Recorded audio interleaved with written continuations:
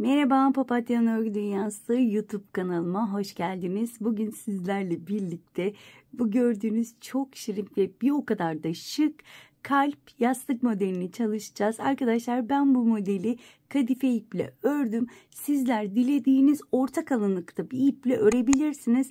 Ama ipte farklılık gösterebilir, boyutu daha büyük, daha küçük olabilir. Önceden belirtmek istiyorum. Birazdan sizlere ip bilgilerini ve tığ bilgilerini paylaşacağım. Şöyle arkalı önlü şu güzelliği göstermek istiyorum. Eğer bu videoyu yılbaşından önce yükleyebilirsem çok güzel bir yılbaşı hediyesi hazırlayabilirsiniz.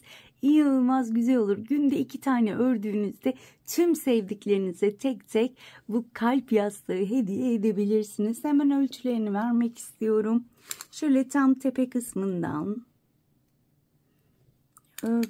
ölçtüğümde şu 30 santim, hatta 31 santime 30 santim arkadaşlar. Eni şöyle en yüksek bölümde 30 santim, boyu 31 santim.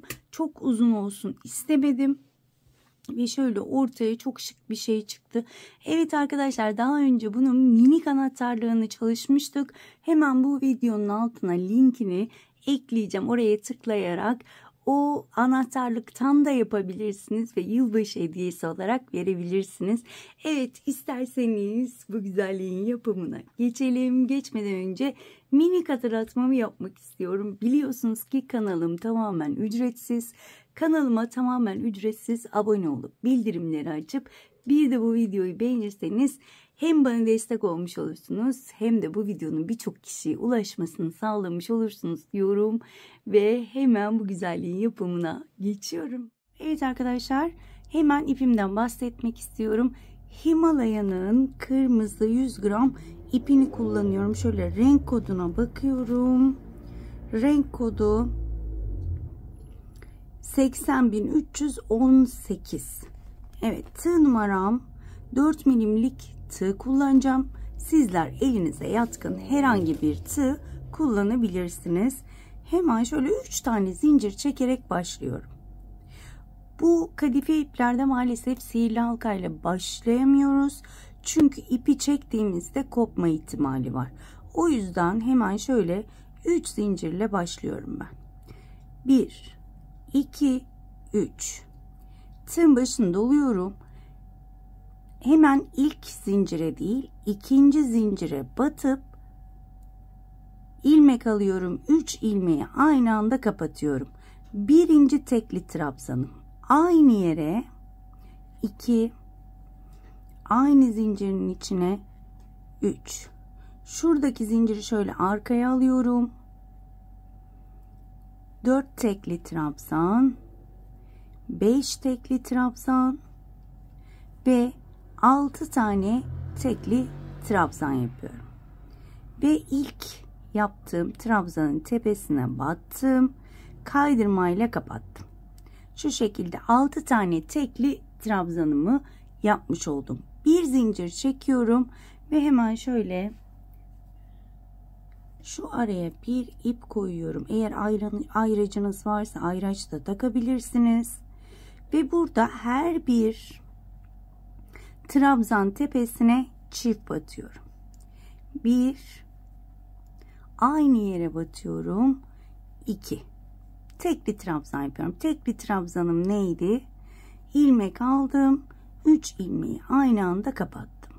Buna yalancı trabzan da diyorlar ama benim için tekli trabzan.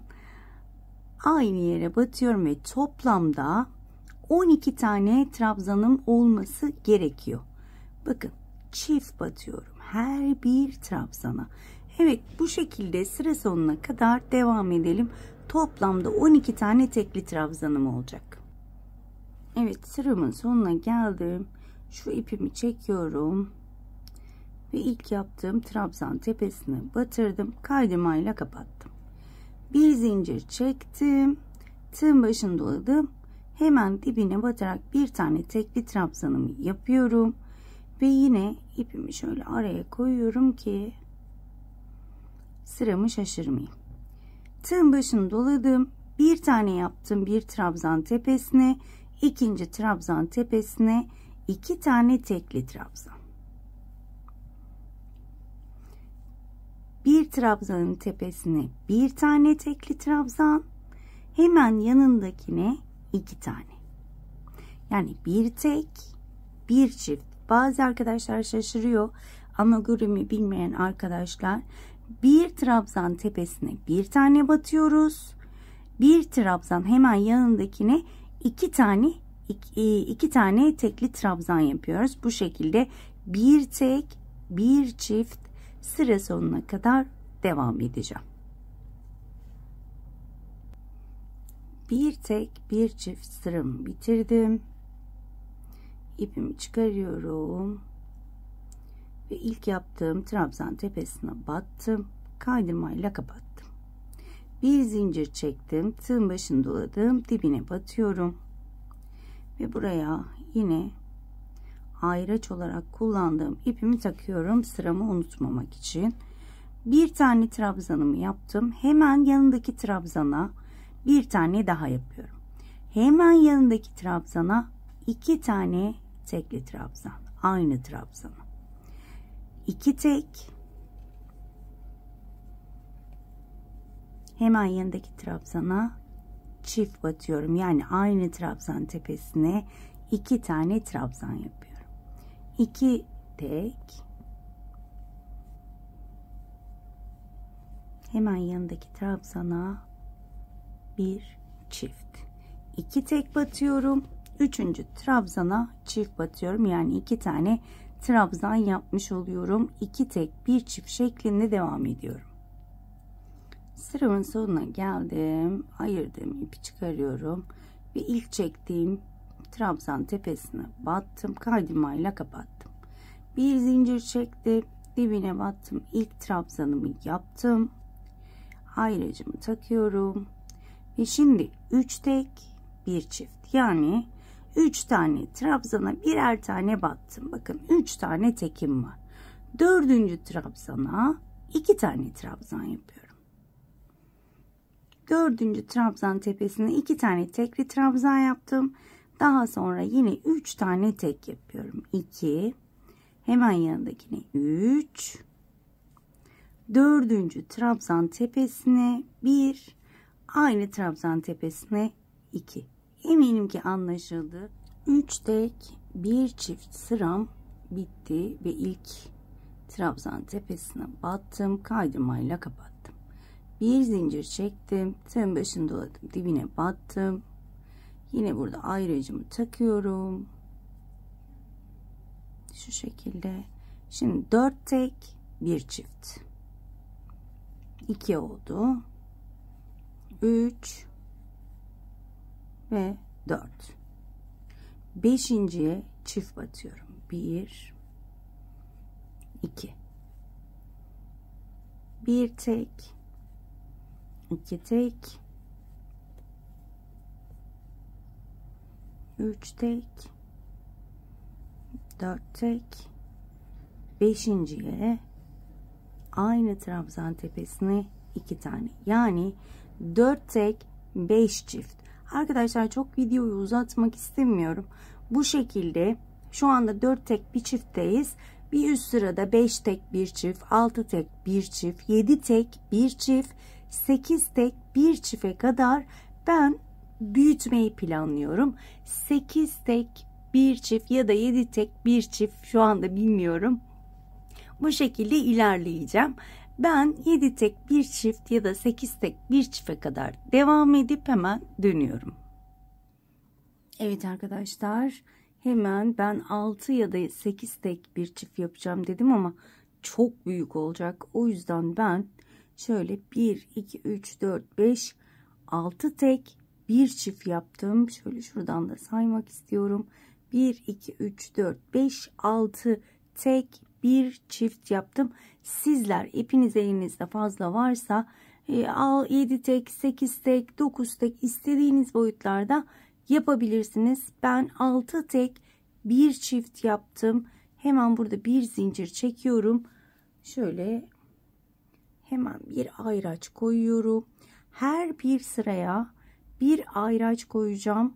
kaç sıra yaptığımı bilmek amaçlı ve artık 6 tek bir çift sırasından sonra tek tek her bir trabzan tepesine, şöyle trabzan tepelerine batamazsanız şöyle aralara batın. Tek tek batıyorum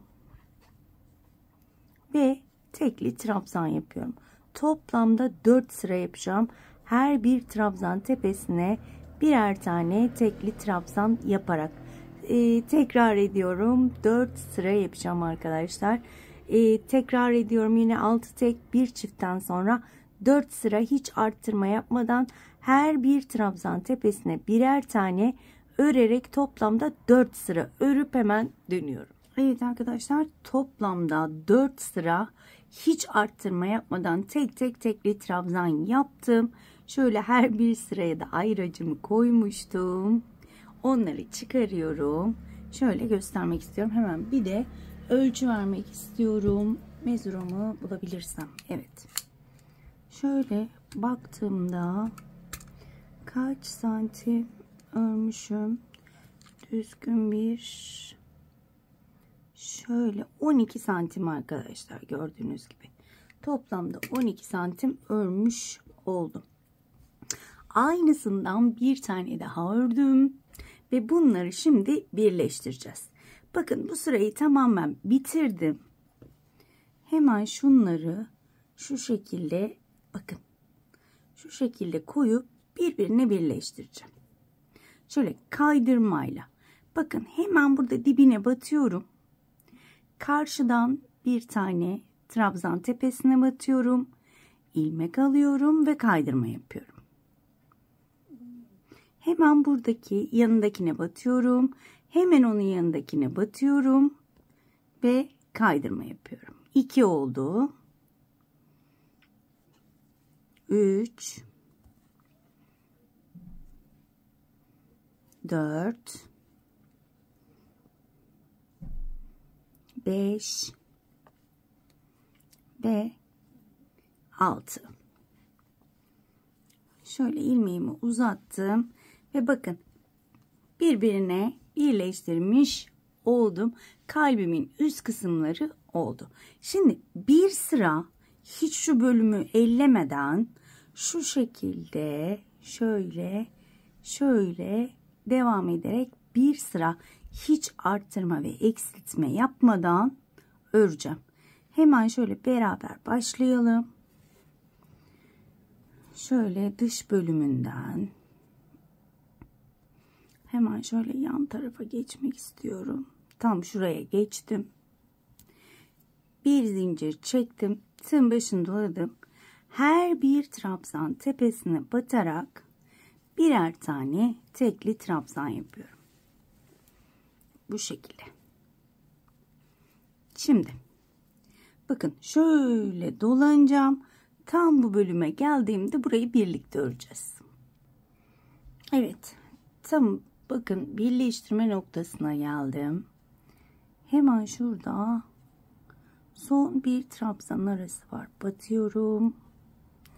Ve bakın tam şu ortaya batmıyorum da hemen dibindeki trabzan tepesine veya arasına batıyorum. Ve yine tek tek trabzan tepelerine batarak hiç eksiltme, arttırma yapmadan devam ediyorum. Bu şekilde tek tek. Bakın hemen şurayı da göstereyim. Bakın çok düzgün bir şekilde ilerlemeye devam ediyoruz. İçi dolunca daha da güzel olacak. Yine de gayet büyük bir yastığımız olacak. Ben bu şekilde diğer tarafa gelene kadar devam edeceğim. Şuraya gelene kadar. Evet arkadaşlar, sıramın sonuna geldim. Düz bir şekilde hiç arttırma eksiltme yapmadan sıranın sonuna geldim.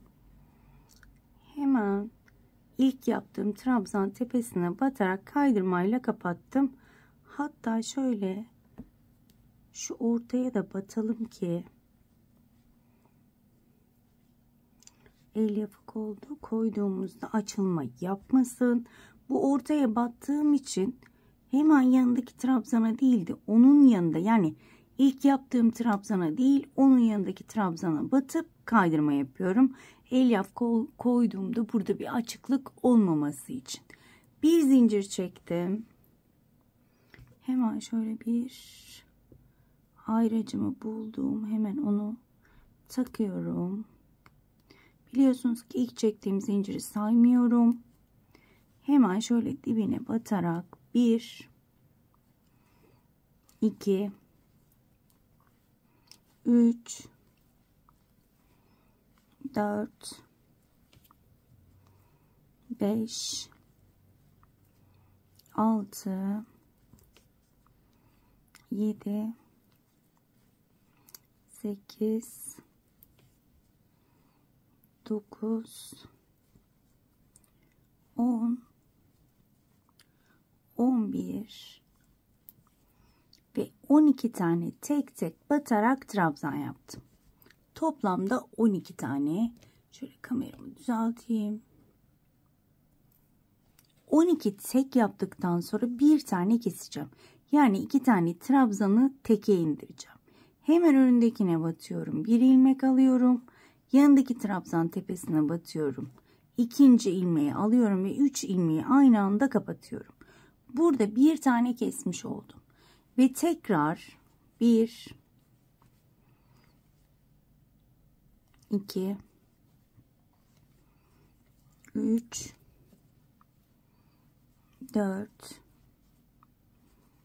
5 6 7 8 9 10 11 ve 12 ve yine 12 tek yaptıktan sonra bir tane kesiyorum. İlmek aldım, hemen yanındakinden ilmek aldım, 3 ilmeği aynı anda kapattım. 12 tek, bir kesiyoruz. Sıra sonuna kadar şu şekilde ayracı taktığım yere gelene kadar yine aynen bakın bu şekilde dönüyorum ve ayracımın olduğu yere gelene kadar devam ediyorum. Sıramın sonuna geldim. Şöyle burada yine bir açıklık kalmasın diye hemen bakın ortaya batıyorum ve birinci değil ikinci trabzana battım, kaydırma yaptım. Bakın bitiş bölümü de burada göründüğü gibi görünmüyor. Şimdi 12 tek bir çift yapmıştık. Şöyle bir göstermek istiyorum. Bakın gayet güzel ilerliyoruz. Şimdi bu sırada her bir trabzan tepesine bir tane, yani eksiltme artırmamız yok arkadaşlar. Bu şekilde bir sıra boyunca her bir trabzan tepesine birer tane yaparak şöyle ayracımı koyduğum yere kadar devam ediyoruz. Şöyle tek tek batıyorum. Evet, sıra sonuna kadar devam edelim. Sıramın sonuna geldim. Şöyle bir açıklık kalmaması için hemen şu dibe de batıyorum ve ayracımı çıkardım. Yine burada açılma olmaması için birinci trabzana değil ilk yaptığım trabzana bağladım. Bakın burada bir açıklık olmuyor. Bir zincir çektim. Bakın ne yaptık şimdi? Birleştirdikten sonra bir sıra arttırma eksiltme yapmadan ördük. İkinci sıra 12 tek bir kesme yaptık. Daha sonra bir sıra yine eksiltme yapmadan ördük. Her bir trabzanı tek tek batarak şimdi de yani 12 idi 11 tek bir kes yapacağız arkadaşlar. Hemen başlıyorum. Şöyle ilk trabzanımı yapıyorum. Ayracımı taktım. 1 şöyle bakıyorum. 1 2 3 4 5 6 7 8 9, 10, 11. 11 tek ördüm. Bir tane kesiyorum. Kesme nasıldı? Hemen önümdeki trabzan tepesine battım, ilmek aldım. İkinciye battım, ilmek aldım. Hepsini birlikte kapatınca 2 trabzan teke düştü. Ve yine 11 tek bir kez yaparak yine şu şekilde dönerek sıra sonuna geliyoruz. Evet arkadaşlar, sıramın sonuna geldim. Ve yine kapatma yöntemim. Şöyle birinci değil ikinciye battım. Kaydımayla kapattım. Bir zincir çektim. Şöyle göstermek istiyorum. Pufidik pufidik bir yastığımız olacak. Çok güzel olacak. Bakar mısınız? Evet. Şimdi bu sıradan sonra bu sırayı bitirdik. Bir sıra yine hiç eksiltme yapmadan öreceğiz. Bir üst sırada 10 tek bir kez yapacağız. Daha sonra bir üst sırada yine hiç kesme işlemi yapmadan bir sıra öreceğiz. Daha sonra bir üst sırada 9 tek bir kez bir sıra kesme işlemi yapmadan devam. 7 tek bir kez. Bu şekilde ilerleyerek 5 tek bir çifte kadar bir kese kadar pardon devam edeceğiz. Ve şu ağız kısmı kısaldıkça küçüldükçe bazı cümleleri unutuyorum, kusura bakmayın. Şöyle boncuk el yapımı var. Hemen şuraları şöyle doldurarak örmeye devam edin ki çok ağız küçük olunca şu kısmı rahat bir şekilde dolduramayız. O yüzden şöyle ağız küçüldükçe doldurmaya başlayalım.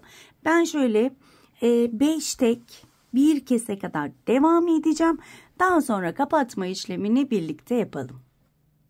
Evet arkadaşlar, ben 5 tek bir çift ördükten sonra bir sıra yine hiç eksiltme yapmadan ördüm. İçine el yapımı doldurdum ve gördüğünüz gibi gerçekten çok güzel olacak. Şimdi ben çok uzun olmasını istemiyorum, yani şu şekilde. Ben şöyle kısaca hemen kapatmak istediğim için ben artık 4 tek bir çift sırasını yaptıktan sonra hep kapatma işlemini yapacağım. Şimdi yine burada 1 2 3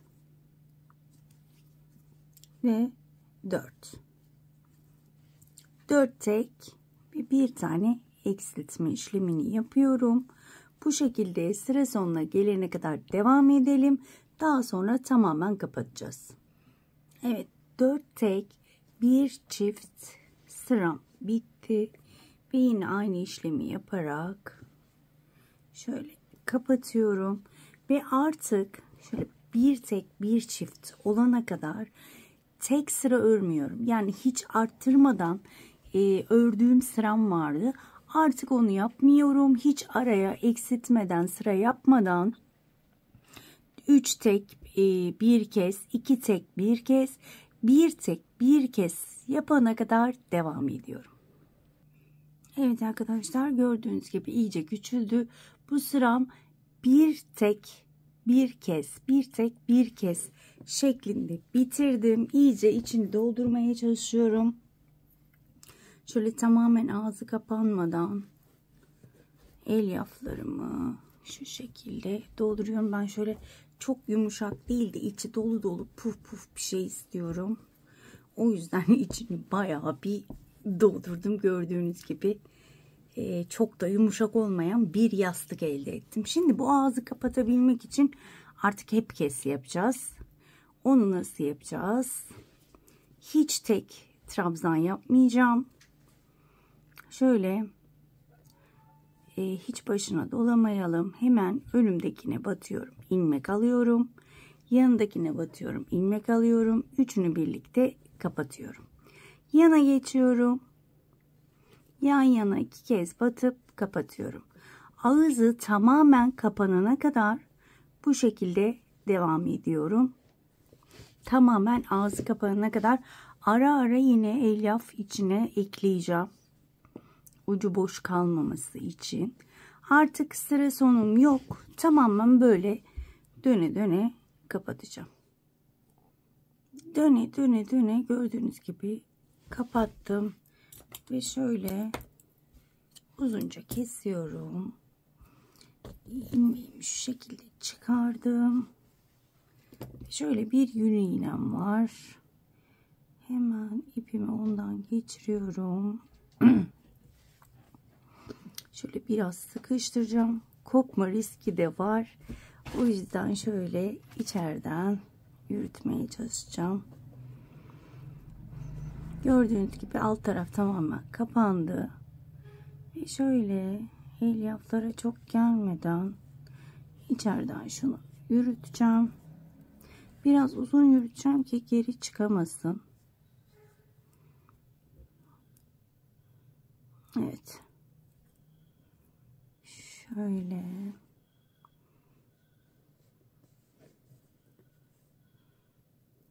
Çok kadife iple çalışmıyorum. O yüzden biraz yabancı geldi bana bu ip. Biraz zorlanıyor, görünüyor olabilirim. Ve kalp yastığımız göründüğü gibi bitti. Kameramı biraz uzaklaştıracağım. Evet, kameramı uzaklaştırdım. Gördüğünüz gibi gerçekten çok güzel oldu. Boyutları da gayet ideal. Şöyle beraber isterseniz ölçelim. Şöyle üst bölümden enini ölçtüğümde, şöyle en üst bölümden şöyle yarıya kadar ölçtüğümde 31 santim. Hemen tepe kısmından şöyle uca kadar ölçtüğümde 30 santim. 31'e 30 arkadaşlar. Bence çok ideal. Umarım beğenmişsinizdir. Umarım ben de ayrıntılı bir şekilde anlatabilmişimdir. Bir dahaki modellerde görüşmek dileğiyle. Kendinize çok iyi bakın. Hoşça kalın.